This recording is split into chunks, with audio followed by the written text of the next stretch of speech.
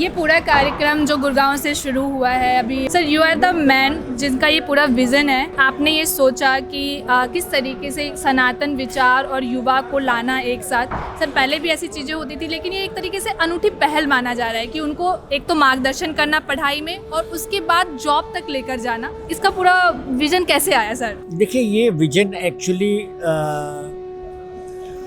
भारत का जो डायस्पोरा है, जो हमारे विदेशों में रह रहे हैं, भारतीय रह रहे हैं, ये उनको एक प्लेटफॉर्म में लाने की एक पहल थी। शुरू विजन वहाँ से हुआ, क्योंकि आपको मालूम होना चाहिए भारतीय डायस्पोरा जो है वो ना सिर्फ विश्व का सबसे बड़ा डायस्पोरा है, वो सबसे सक्सेसफुल डायस्पोरा भी है और सबसे पुराना भी है।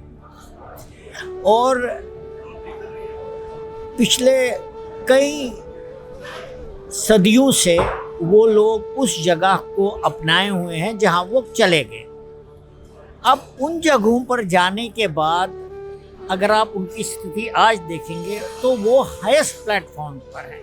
वो प्रोफेशन में हो, जुडिशरी में हो, टेलीकम्युनिकेशन में हो, इंफॉर्मेशन टेक्नोलॉजी में हो, स्पोर्ट्स में हो और यहाँ तक कि पॉलिटिक्स में हो, शिखर पर है। उन्होंने ये स्थान कैसे प्राप्त किया?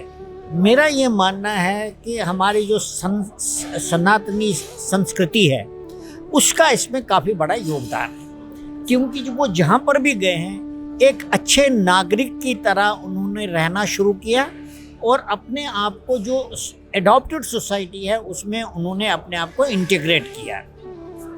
इस वजह से वहाँ के लोगों ने उनको अपनाया और हमारे डायस्पोरा ने उनको अपनाया, लेकिन सनातनी मूल्यों को उन्होंने नहीं छोड़ा।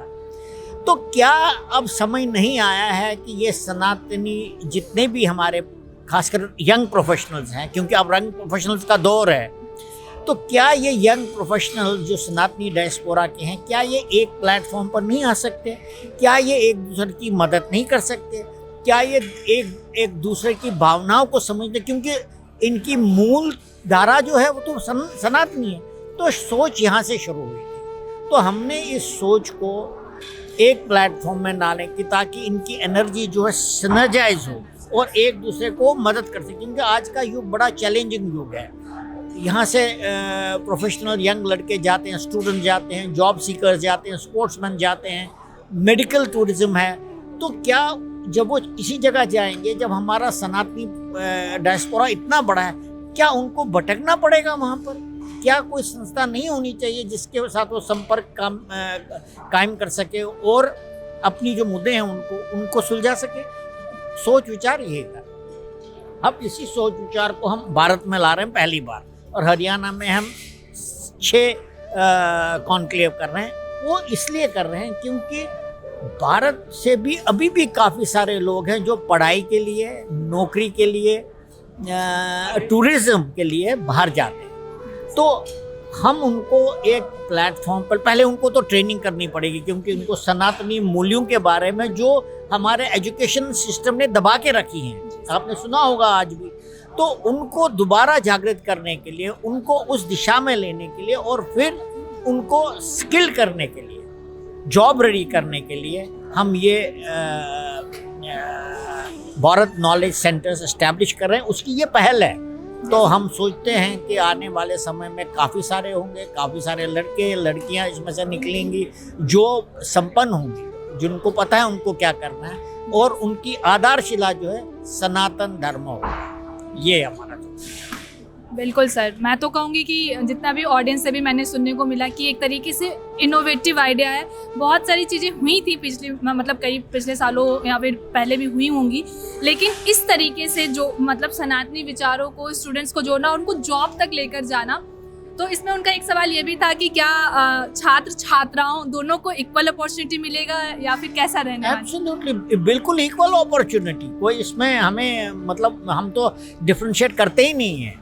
और हम तो भारत की सनातन संस्कृति यही है कि महिलाओं का हमेशा से सम्मान किया गया, वो भागीदारी है। शिव और पार्वती, आप खुद अंदाजा लगाइए। आप कोई हमारे भगवानों की चित्र देखे तो अधूरा रहता है पत्नी के बगैर। तो मैं मानता हूँ कि ये तो बल्कि सवाल ही नहीं हमसे पूछते क्या हुआ, क्योंकि हम काफ़ी साल तक गुलाम रहे, तो वो उन विचारधाराओं ने हमारे ऊपर असर डाला। नहीं तो हमारी सनातन संस्कृति जो है ओपन माइंडेड है, इनोवेटिव है, बल्कि आप कुछ भी बोल सकते हैं, वही आज़ादी है आपकी, तब भी आप सनातनी हैं। तो हम वही मूल्यों को वापस लाना चाहते हैं। उसमें छात्राओं की और student, girls student, women student, किसी के भी पूरे अधिकार होंगे। बल्कि मैं तो कह रहा हूँ, आजकल आपने देखा लड़कियां जो प्रोफेशनल्स हैं वो हर फील्ड में आगे बढ़ रही हैं, तो हम तो उनको प्रोत्साहित करेंगे। सर लास्ट क्वेश्चन सिर्फ एज ए अटेंडी पूछूंगी कि आपने पूरा कार्यक्रम देखा और तो एज ऑर्गेनाइज्ड आपका जो विजन है उसके हिसाब से हुआ या नहीं? हाँ, बहुत अच्छा। हैप्पी और not? I am very happy, बहुत अच्छा। It was very well organise. पिछला वाला भी it was very well organise.